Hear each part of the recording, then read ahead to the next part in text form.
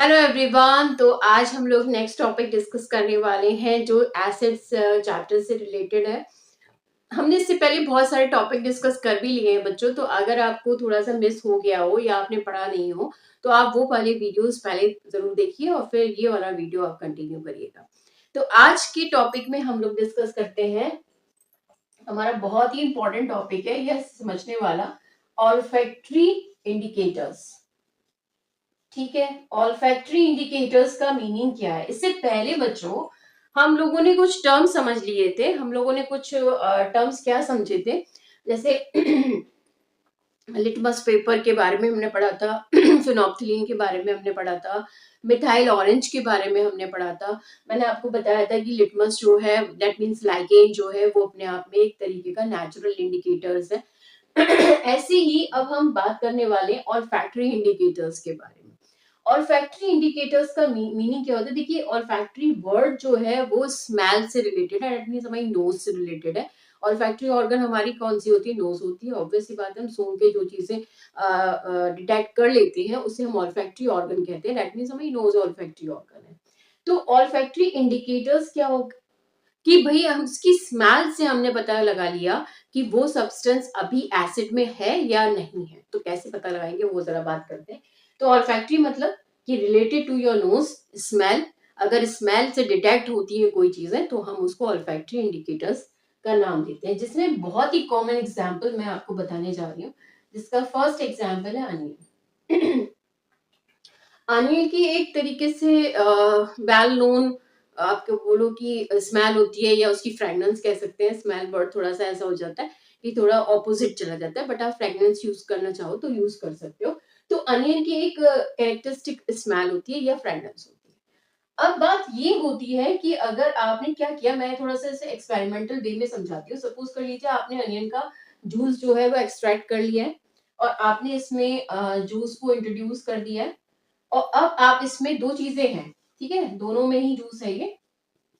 अब फर्स्ट वाले में आप यूज कर रहे हो एसिड और सेकंड वाले में आप यूज कर रहे हो बेस। बेस कौन सा ले रहे हो? चलो मैं बता दूं, NaOH आपका, और एसिड आप ले रहे हो सपोज HCl। ठीक है, इसकी जो स्मेल है, जो इसकी कैरेक्टरिस्टिक स्मेल है, वो डिस्ट्रॉय नहीं होगी एसिड की प्रेजेंस में, दैट मींस की रिमेन एज इट इज। अगर मैं इसे ऐसे लिखना चाहूँ तो remain as it is, that means की the fragrance of the onion remain as it is when you introduce into the acid solution, that means कि हम समझ जाएंगे कि this solution is acid। ठीक है, अगर आपने उसमें बेस इंट्रोड्यूस किया हुआ है तो उसकी जो फ्रेगनेंस है वो रिमूव हो जाएगी, आप डिटेक्ट नहीं कर पाओगे, तो ये रिमूव हो जाएगी यहाँ से इसकी स्मेल। तो हम समझ जाएंगे कि जो सॉल्यूशन जिसमें हमने इसे इंट्रोड्यूस किया है या करवाया है तो वो सब्सटेंस हमारा क्या है? वो हमारा बेस है। तो आप ये बात ध्यान रखोगे, सूंघोगे पहले, दैट मीन्स स्मेल करोगे, और फैक्ट्री इंडिकेटर का मतलब ये हो गया कि आप उसे स्मेल से पता करना चाह रहे हो। ठीक है, दूसरा एग्जाम्पल हमारा है वनीला का। अब वनीला का एग्जाम्पल मैं आपको बताऊं तो वनीला की भी सबको फ्रेग्रेंस पता ही है कि कैसी इसकी फ्रेग्रेंस होती है। तो हमने यहाँ पर अनियन की जगह अब दूसरा एग्जाम्पल ले लिया, वो है हमारा वनीला का बच्चों। वनीला की बहुत, वनीला आइसक्रीम आपने खाई होगी, और वनीला क्या बोलते हैं, केक वगैरह भी आता है। तो उस वजह से आप उसको इसकी स्मेल से अंडरस्टूड हो कि what is the exact smell of this vanilla. तो आपने इसको पहले तो एक्सट्रैक्ट कर लिया, बाहर ले लिया, इसका एक्सट्रैक्शन करवा लिया अच्छे से, और फिर इस जूस को या कोई भी तरीके का सॉल्यूशन बना लिया आपने, और फिर इसमें आपने एसिड इंट्रोड्यूस करा।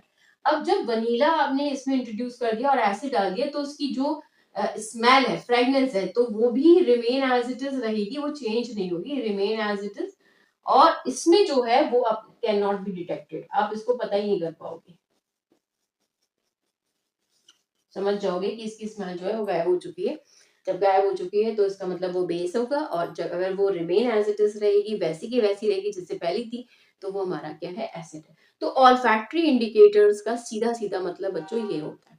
देखिए, मैंने लाइगेन के बारे में आपको नेचुरल इंडिकेटर्स के बारे में बताया था, मैं थोड़ा वर्बली उसको समझा देती हूँ।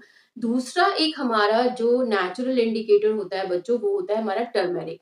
ठीक है, टर्मेरिक जो है वो भी एक नेचुरल इंडिकेटर है, सबको पता है कि येलोइश कलर का होता है वो। ठीक है, थोड़ा इसमें आ जाते हैं नेचुरल इंडिकेटर्स पे।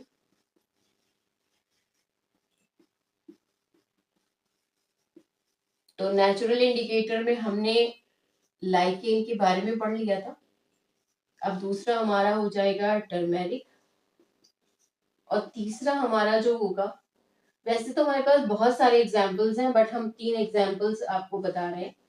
नेक्स्ट है हमारा रेड कैबेज। ये 3 एग्जाम्पल्स हैं बच्चों। अब ये 3 एग्जाम्पल्स जो हैं उनमें हम नेचुरल इंडिकेटर के बारे में बात कर रहे थे, जिसमें हमने सब फर्स्ट वन जो लाइकेन है हमारा, उसमें हमने पढ़ा था कि ये एक तरीके का आपका एयर पॉल्यूशन को इंडिकेट करने का एक तरीका है कि whether this area is polluted और नॉट। अगर ये एरिया पॉल्यूटेड है तो वहां पे लाइकेन नेवर एवर ग्रो, तो वहां पे ग्रो ही नहीं करेगी। That means it is very sensitive to the air pollution.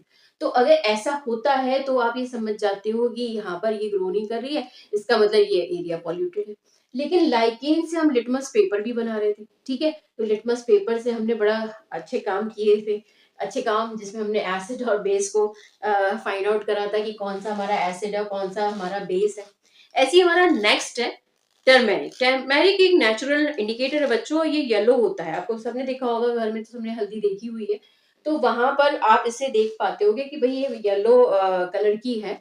और इसमें अगर हम कहें कि हम जब इसको कभी दाग लग जाता है, स्टेन लग जाता है, तो हम उसको जब सोप से साफ करते हैं तो वो रेड कलर में चेंज हो जाता है। तो हमें समझ में आता है कि जो सोप है वो अपने आप में बेसिक है, ठीक है, हमारा बेस हो गया वो। दैट मीन्स जैसे ही पानी से उसे थोड़ा सा धो देंगे, रिंस आउट कर देंगे, वो वापस वैसे ही उसमें कलर में चेंज हो जाएगी।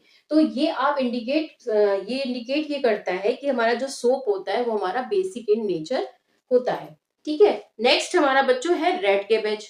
ये हमें इसका क्या करते हैं हम लोग, रेड कैबेज का एक्सट्रैक्ट निकालते हैं बच्चों, ठीक है। रेड कैबेज का क्या करते हैं, एक्सट्रैक्ट निकालते हैं। और रेड कैबेज का एक्सट्रैक्ट निकालने के बाद इसका जो एक्सट्रैक्ट निकलता है उसमें हम एसिड सॉल्यूशन पहले यूज करेंगे, ठीक है। ये तो अब सबसे पहले रेड कैबेज की बात कर ले। रेड कैबेज में क्या करेंगे आप, रेड की बात करेंगे तो आप पहले रेड कलर के ही बारे में बात कर लें, क्योंकि एसिड के बारे में हम लोग बहुत जल्दी सीख लेते हैं। तो इसका रेड कलर रेड ही कलर रहेगा, चेंज नहीं होगा एसिड के लिए, ठीक है। लेकिन अगर वो बेस में है, दैट मीन्स कि आपका जो सॉल्यूशन है वो बेस है, तो वो ग्रीन में हो जाएगा बच्चों। बस देखिए, इसका एक्सट्रैक्ट निकाला, इसमें एसिड को इंट्रोड्यूस करा, रेड कलर इंडिकेट करेगा और दैट मीन्स चेंज नहीं हुआ, तो वो आपका क्या होगा, वो आपका एसिड हो जाएगा। अगर वो आपने एक्सट्रैक्ट में बेस डाल दिया होगा तो वो आपका ग्रीन कलर हो जाएगा। तो हमने 3 बातें हमने पढ़ ली नेचुरल इंडिकेटर के लिए। सबसे पहला हमारा है लाइकेन, दूसरा हमारा टर्मेरिक है, बहुत कॉमन है ये दो, और रेड कैबेज है। तो हमने कैबेज में से एक्सट्रैक्ट निकाला होता है, उस एक्सट्रैक्ट में से हम क्या करते हैं, सबसे पहले हम एसिड उसमें डालते हैं। अगर red colour remain as it is रहता है तो हम समझ जाते हैं वो एसिड सब्सटेंस होगा, और अगर उसमें ग्रीन कलर आ जाता है पियर, तो हम समझ सकते हैं कि वो वहां पे बेसिक इन नेचर होगा, ठीक है। तो ये बातें आपको सीखनी है, एक ऑल फैक्ट्री और एक आपका नेचुरल इंडिकेटर्स, तो ये आप पढ़िएगा और फिर आगे नेक्स्ट टॉपिक हम लोग फिर बाद में डिस्कस करेंगे। Have a good day, thank you.